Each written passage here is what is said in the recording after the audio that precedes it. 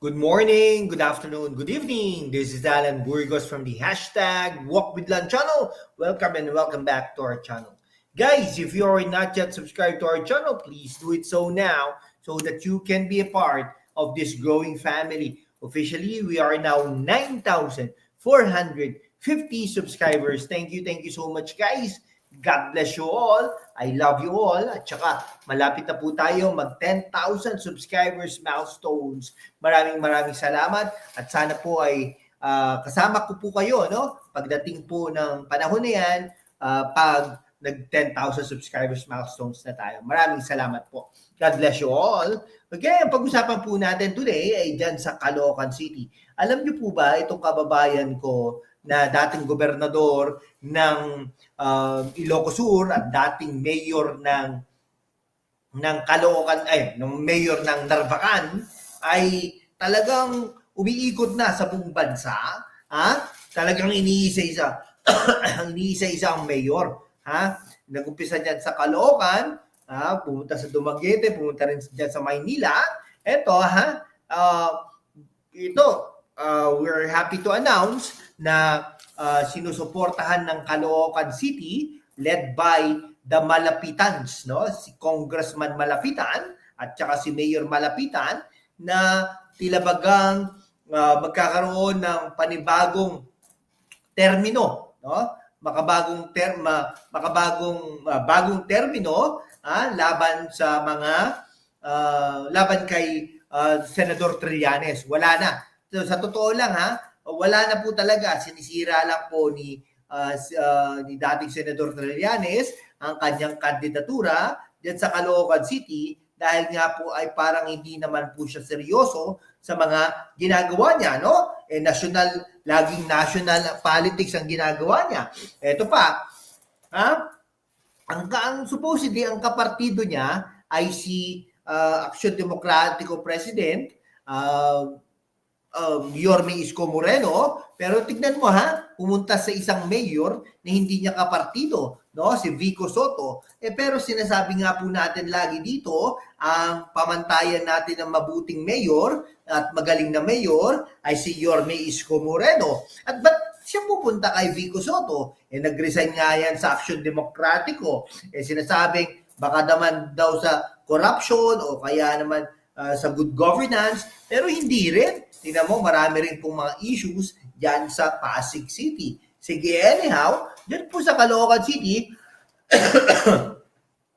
buong suporta ang ipinakita ng Caloocan City para kay Luis Chavit Singson, nakakandidato sa Senado. Si Chavit Singson po ay ating kababayan, sa Ilocos Sur, nang magbigay ng mainit na pagtanggap sina Mayor Along Malapitan na magkakaroon ng panibagong termino at Congressman Oka Malapitan sa kanyang pagbisita kamakailan lang. Talagang sunod-sunod na ito, bago ito magkapaskuhan at bago magkandidatura or mag-umpisa ang campaign period sa February. Ang dating gobernador ng Ilocos Sur ay hinangaan ng mga opisyal ng lungsod at mga residente dahil sa kanyang mga proyekto para sa kaunlaran na naglalayong maiangat ang buhay ng bawat Pilipino. Kaya nga naman, nagpapasalamat tayo kay dating gobernador Chavit Singson sa mga ginagawa niya. Hindi lang po natin alam kung mananalo po ito si dating Gobernador Chavit Singson. Siyempre, alam nyo naman, malalakas din ang kanyang mga kalaban, tsaka well-known pa. Actually, si dating Gobernador Chavit Singson ay tumakbo na bilang senador ng Pilipinas noong panahon ni Gloria Macapagal Arroyo, ngunit ito ay natalo. Pinag-usapan ng gusto ang proyekto ni Singson para sa modernisasyon ng transportasyon, lalo na ang kanyang e-jeepney initiative. Ang programang ito ay nagbibigay sa mga driver ng e-jeepney na walang down payment, walang collateral, at walang interest na lubos na pinuri ng mga opisyal ng lungsod. Ang system nito, may katotohanan kaya ito? Hindi po natin alam, Pero kasi pag umuwi po tayo ng Ilocos, hindi naman po tayo nakakakita ng mga ganitong sasakyan. Pinag-usapan ng gusto ang proyekto ni Singson para sa modernizasyon lalo na ang kanyang e-jeepney initiative. Ang kanyang mga proyekto ay hindi lamang maganda para sa Caloocan, kundi para sa buong bansa. Bagay na bagay siya para sa Senado, pahayag ni Congressman Oka Malapitan. Ganito rin ang sentimiento ni Mayor Along Malapitan. Siyempre, mag-ama ito, no? Na nagpasalamat sa mga praktikal na solusyon inilahad ni Singson para sa mga suliranin sa transportasyon ng lungsod. Ang inisyatibang ito ay naglalayong gawing moderno ang pampublikong transportasyon habang binabawasan ang pasaning pinansyal ng mga driver, isang layunin na tumama sa puso ng mga taga-Caloocan. Isang lungsod na kakilala sa makulay ngunit masikip na kultura ng jeepney. Pinuntahan din ni Singson ang dalawa sa pinakamalaking barangay sa Caloocan, ang Barangay 28 at Barangay 34, no? Siyempre, libo-libo ito, kung saan sinalubong siya ng masiglang hiyawan ng mga residente. Parang ano lang, Korean novela. Bukod sa pamamahagi ng bigas na nakinabang ang daang residente, ipinakilala rin niya ang online na serbisyo ng kanyang proyekto na Bangko ng Masa. Dapat nga lang naman, bawat isa sa atin ay magkaroon ng bank account.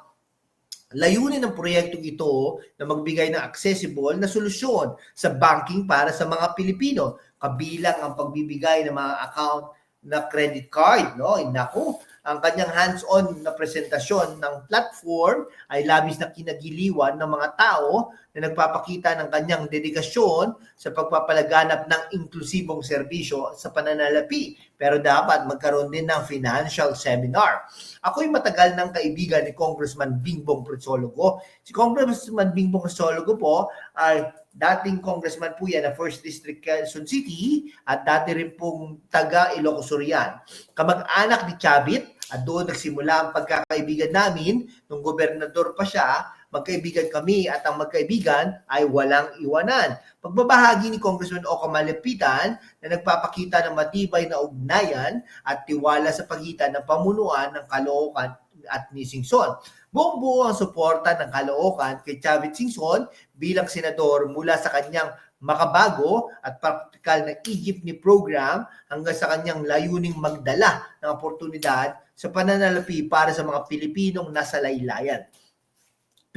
Pinatunayan din ni Singson na ang kanyang mga plano ay tugma sa mithiin na lungsod para sa kaunlaran. Tulad ng sinabi ni Congressman Malapitan sa Tagalog, ang kanyang mga proyekto ay hindi lamang para sa Caloocan, ito ay para sa buong bansa. Sa pagkakaisa ng mga leader ng lungsod, siyempre, no, ang mag-amang Malapitan ay nanatiling manatag ang suporta ng Caloocan City kay Chavit Singson. Siyempre, no, pinili na ni Chavit Singson ang mga Malapitan compared kay dating Senador Antonio Trillanes sa kanyang kandidatura sa Senado. Buong ang kanilang kumpiyansa na ang kanyang makabago at maasahang pamumuno ay magiging mahalagang ambag sa bayan. Yan po, no? Yan po ang katotohanan dyan.